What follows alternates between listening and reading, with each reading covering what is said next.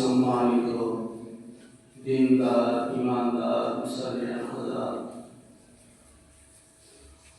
আল্লাহ সুবহানাহু ওয়া তাআলা লক্ষ কোটি কোটি হামদ ও প্রশংসা যে আল্লাহর দয়াতে রহমতে আজকে আমরা সুস্থ শরীরে সালাতে জুমার নামাজ আদায় করতে আসতে পেরেছি।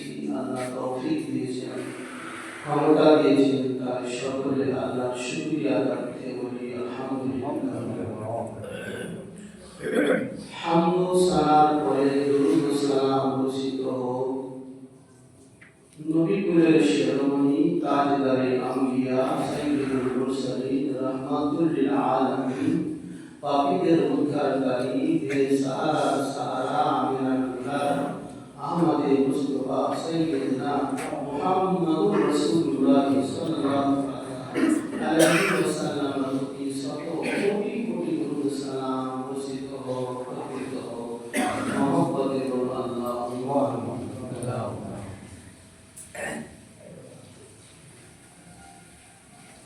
আমরা জুমার নামাজ পড়তে এসে 15-20 মিনিট ওয়াজ নসিহত শুনি। শোনার উদ্দেশ্য হলো যে আমরা যাতে সুন্নাতের পাবন্দ হয়ে জীবনযাপন করতে পারি। এমন কিছু নয় যে আপনারা জানেন না বা আমি বেশি জানি, এমন কিছুই না। আল্লাহর রহমতে দয়াতে আমরা জানি বহু কিছু, আমলটা করতে পারি। এই জন্য তো বলা হয়েছে যে বা আমার যদি আলিম হয় ও সব চাইতে জান্নাতে আগে যাবে। আলিম বা আমার, আর বে আমার যদি আলিম হয় তাহলে সব চাইতে আগে জাহান্নামে যাবে। মানে আলিম জানে তো হাদিস কোরআন বড় আলিম, কিন্তু বে আমার ও আমল নেই, মানে না। তো শরীয়তে জানার নাম কি ইমান, না মানার নাম ইমান? আপনি জানলে কি মুমিন হবেন, না মানলে মুমিন হবেন? আমাদের মতো যারা কাফির ও বেদিন তারাও বহু কিছু জানে ইসলাম সম্পর্কে, পড়ে জ্ঞান অর্জন করে, কিন্তু মানে না বাস্তবে তারা। এই জন্য তারা মুমিন। আর মানা যে মানে তাকে বলে মুমিন। কলেমা পড়ার সঙ্গে সঙ্গে ইকরার বিল লিসান আর তাসদীক বিল কলব দুটো শব্দ আছে। মানে আমি আপনি পড়লাম লা ইলাহা ইল্লাল্লাহ মুহাম্মাদুর রাসূলুল্লাহ সাল্লাল্লাহু তাআলা আলাইহি ওয়াসাল্লাম, এটা জবানে পড়লাম, কিন্তু তাসদীক বিল কলব যদি না হয়, অন্তরে যদি অন্তরের স্থল থেকে আমি বিশ্বাস না করি এবং ওইভাবে যদি আমি না চলি, তাহলে কিন্তু আমি আপনি মুমিন হতে পারবো না। বাবা জীবন, মুমিন হওয়ার জন্য আমল করতে হবে। যেমন আমার আলিম আগে নামে যাবে, যদি আমরা জেনেও যদি আমল না করি, আল্লাহর দরবারে কিন্তু রেহাই না। বাবা জীবন, আমার আল্লাহ বলছেন বেশি কিছু তোমাকে দেখতে হবে না, জান্নাতে যাওয়ার জন্য আমি কোরআন মাজিদের মধ্যে একটা সরল রাস্তা বলে দিয়েছি, একটা সিধা পথ আমি বলে দিয়েছি। বেশি কিছু তোমাকে ভাবনা চিন্তা করতে হবে না।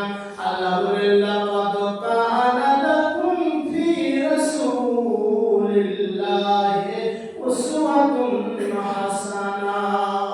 আমার বান্দা বান্দিরা, আমি এমন একটা পথ তোমাদের মধ্যে দিলাম, এমন একটা একজনকে আমি তোমাদের মধ্যে পাঠালাম, এমন একজনকে আমি তোমাদের রাহবার করে পাঠালাম, তোমাদের পয়গম্বর করে পাঠালাম, যিনি তোমাদেরকে জান্নাত পর্যন্ত পৌঁছে দেওয়ার গ্যারান্টি নিয়েছে। দয়ার নবী আমার বললেন, আমার উম্মতানিরা, ভাবার কোনো বিষয় নাই, চিন্তার কোনো বিষয় নাই, তোমরা কোনো দিকে তাকাবে না। আমি নবী যেদিকে গেলাম তোমরাও সেদিকে এসো, আমি নবী জান্নাতে নিয়ে চলে যাব। আর কত সরলভাবে জান্নাতে যাওয়ার পথ দিলেন। আমার নবীকে আমরা সচক্ষে দেখিনি, কিন্তু হাদিস ও কোরআনের তো আমরা পড়েছি। দয়া নবীজি বললেন, আল্লাহ বলেন লাকাদ কানা লাকুম ফি রাসূলিল্লাহি উসওয়াতুন হাসানা। উসওয়ায়ে হাসানা কাকে বলা হয়? বেহতরিন আমল কাকে বলা হয়? বেহতরিন চরিত্র কাকে বলা হয়? ভালো লোক কাকে বলে? আমার নবীর দরবার থেকে শিখতে হবে। আমার রহমাতুল লিল আলামিন নবী কত কষ্ট করে, কত মার খেয়ে, কত যন্ত্রণা সহ্য করে নবী আমাদের ইসলামের বাণী আমাদের কাছে পৌঁছে দিলেন। নবীর কোনো স্বার্থ ছিল না। নবী আমার জন্ম নেওয়ার পরে শিশু অবস্থায় যখন আতুর ঘরে ছিলেন, নবীর মুখ দিয়ে একটা ঘরে বের হচ্ছিল, একটা শব্দ বের হচ্ছিল, রব্বি ইয়াহাবু লি উম্মতি। আল্লাহ পাক পরওয়ারদিগারে আলম, তুমি আমার উম্মতকে বখশে দাও। শুধু তাই নয়, নবী যতদিন বাহায়াত দুনিয়ায় থাকলেন, শুধু উম্মতের শুভ কামনায় আল্লাহর কাছে বললেন। আল্লাহ রাব্বুল আলামিন আমার দয়া নবী রহমাতুল লিল আলামিন যখন তায়েফ নগরে গেলেন, তায়েফ নগরে কেন গেলেন? ইসলামের দাওয়াত দিতে, কালেমার দাওয়াত দিতে। তায়েফবাসীকে বললেন, তায়েফবাসী, এক আল্লাহকে মানো, যিনি আসমান জমিনের খালিক মালিক, তোমাকে পয়দা করেছেন, সৃষ্টি করেছেন, সে আল্লাহকে মানো, এই দেবদেবী ওদের বাড়ানোর পূজা করিও না। তায়েফে বলল, আরে তুমি একমাত্র মক্কা থেকে খুব জ্ঞানী লোক চলে এলে, আমাদেরকে বুঝাবার জন্য আজকে আমরা 14 পুরুষ থেকে এই কাজ করে যাচ্ছি, ইবাদত করছি, এইরকম ভালো ঘোষণা করি, আজ তুমি আমাদের সব কিছু মিথ্যা বলে যাও।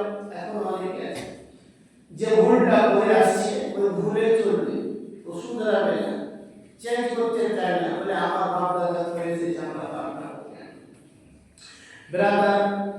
আল্লাহ রাব্বুল আলামিন আমাদেরকে নমুনা দিলেন, মডেল দিলেন, রহমাতুল লিল আলামিন নবী আমরা তায়েফ নগরে গেলেন।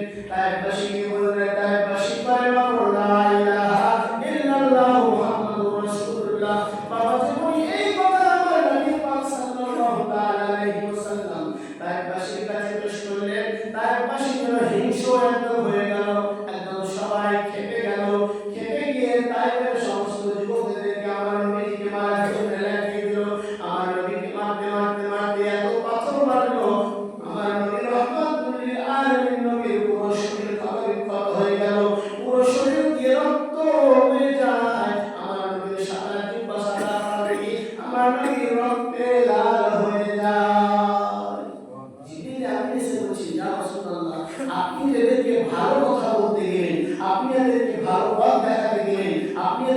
জান্নাতের পথ দেখাতে গেলেন, আপনি আমাদেরকে সরল পথটা দেখাতে গেলেন, আপনাকে এমন ভাবে মারলো। জিবরিল আমিন আল্লাহর কাছে বললেন, মাবুদ গো, আপনি একটু আমাকে পারমিশন দেন, আমি নবীর কাছে যাব। আমার নবী যদি আমি নবীর কাছে গিয়ে আমার নবী রাহমাতুল লিল আলামিনকে যারা এইভাবে মেরেছে তাদেরকে আমি ইস্তেনাবুদ করে দেব। আল্লাহ বলেন, জিবরিল যাও যাও, আমার নবীর কাছে চলে যাও। নবী যেটা বলবেন, নবীর গোলাম হয়ে তুমি সেটা পালন করো, নবীর হুকুম তামিল করো। রাহমাতুল লিল আলামিন নবীর দরবারে এসে জিবরিল বলেন, আসসালামু আলাইকা ইয়া রাসূলুল্লাহ, নবী গো, আপনাকে যারা এইভাবে হুকুম মেরেছে, আপনার প্রতিকার এইভাবে হিংসা করেছে, আপনি বলেন এই তায়েফবাসীকে পাহাড়ের দুই পাহাড়ের মাঝখানে পিষে নিস্তনাবুদ করে দেব। নবী রাহমাতুল লিল আলামিন নবী আমার বলেন, জিবরিল, আমি নবী রাহমাতুল লিল আলামিন হয়ে দুনিয়ায় এসেছি, আমার দাওয়ার কোনো বদলা নেওয়া চলবে না। বলেন বাবা, হে বাবা, জীবন আমার নবী যদি বদলা দিতেন, দিন ইসলাম প্রচার হতো না, তালেবান বাহিনী আমাদের কাছে আসতো না, আজ আমাদের স্বভাব কি, আজ আমাদের চরিত্র কি, আজ আমাদের বাবা আখলাক কি, আমরা বদলা নিব। এই বদলা নিতে গিয়ে কত হিংস্র কাজ করি আমরা। ইসলামের মধ্যে বদলা নেওয়া, নবী কি শেখালেন যে তোমাকে যদি কেউ অন্যায় কথা বলে তাকে ভালো ব্যবহার দিয়ে আকৃষ্ট করো, নিজের দিকে টানো, বদলা নেওয়া শরীয়তের মধ্যে বলল। রাহমাতুল লিল আলামিন নবী আমার বললেন, কেন বলো এ হালাতে মারিবে ডালিয়া, কেন বলো এ হালাতে মারিবে ডালিয়া, জান্নাতে যাইবো আমি কাহাকে লইয়া।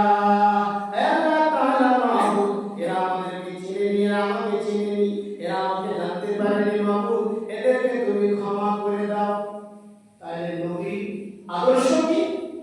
আরে নবীকে মেরে মেরে মেরে মেরে রক্তে রক্তাক্ত করে দিয়েছে, লৌহদান করে দিয়েছে। জিবরিল আমিন এসে বলছে, নবী গো, আপনি যদি বলেন এই তায়েফ নগরটাকে, পুরো শহরটাকে, পুরো মানুষগুলোকে দুই পাহাড়ের মাঝখানে পিষে দিব, তাদের কোনো রকমের চিহ্ন থাকবে না। শুধু একটা নবীর ইশারা দরকার হয়েছে। নবী বললেন কি যে না, আমি বদলাই তো আসি, আমি তো ইসলামের দাওয়াত দিতে এসেছি, পরিবার দাওয়াত দিতে এসেছি। এই মানুষগুলো কি করে জাহান্নাম থেকে বেঁচে জান্নাতে যাবে এই চেষ্টা আমি করব। আমাকে মারলে কি হবে, আমাকে রক্তাক্ত করলে কি হবে, আমি নবী কলেমার দাওয়াত দেওয়া শিখব।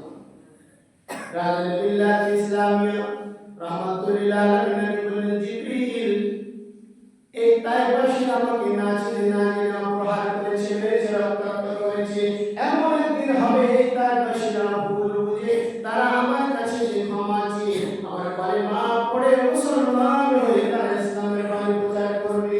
তাই হয়েছিল কিছুদিন পরে আমার তায়েফের লোকেরা ভুল বুঝে আমার কলেমা পড়ে নবীর কাছে মুসলমান হয়ে যায়। সুবহানাল্লাহ। তো এগুলো কেন বর্ণনা করা হচ্ছে হাদিস কোরআনের মধ্যে?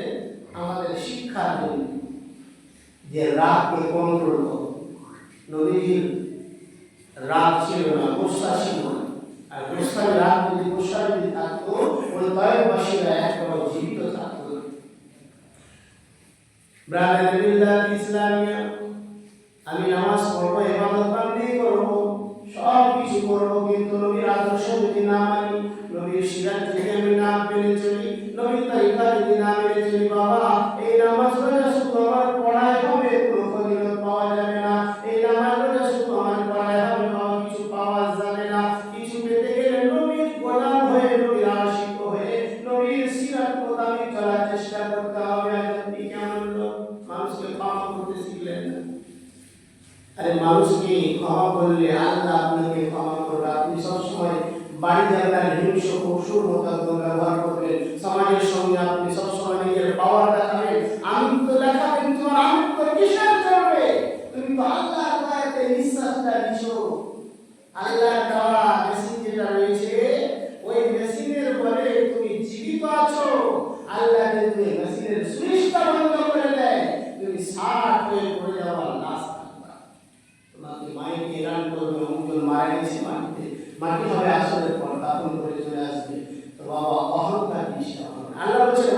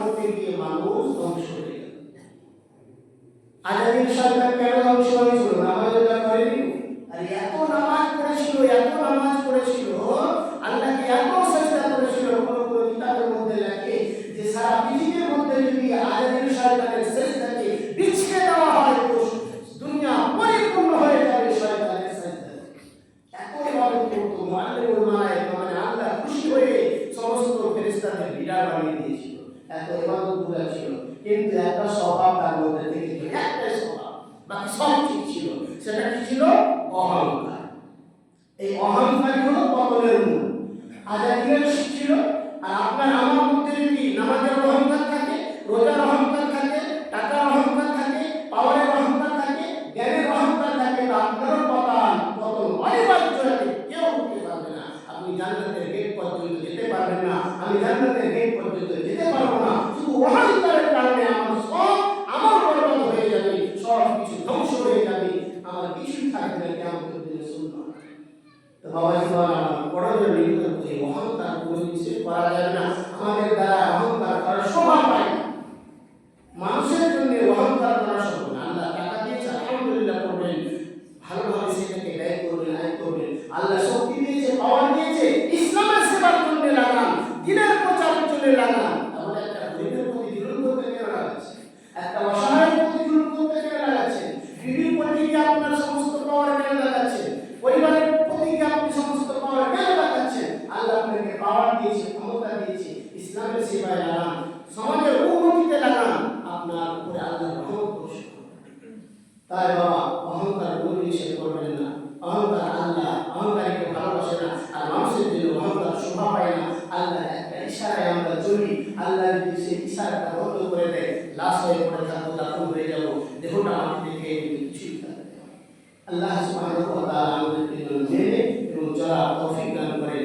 এই জন্য রাসূল পাক সাল্লাল্লাহু আলাইহি ওয়াসাল্লাম বলেন, আমাকে অনুসরণ করো। দেখো আমি অহংকার করেছি, আমাকে আল্লাহ দৌজাহানের বাদশা করলো, রহমাতুল আলামিন করলো, তোমরা তো অহংকার করি না।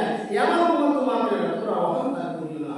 আল্লাহ সুবহানাহু ওয়া তাআলা আমাদেরকে মানা তৌফিক দান করেন। ওয়া মা আলাইনা ইল্লাল বালাগুল মুবিন। আসসালামু আলাইকুম ওয়া রাহমাতুল্লাহি ওয়া বারাকাতুহু। ইলা সুন্নাত ফাতিহা।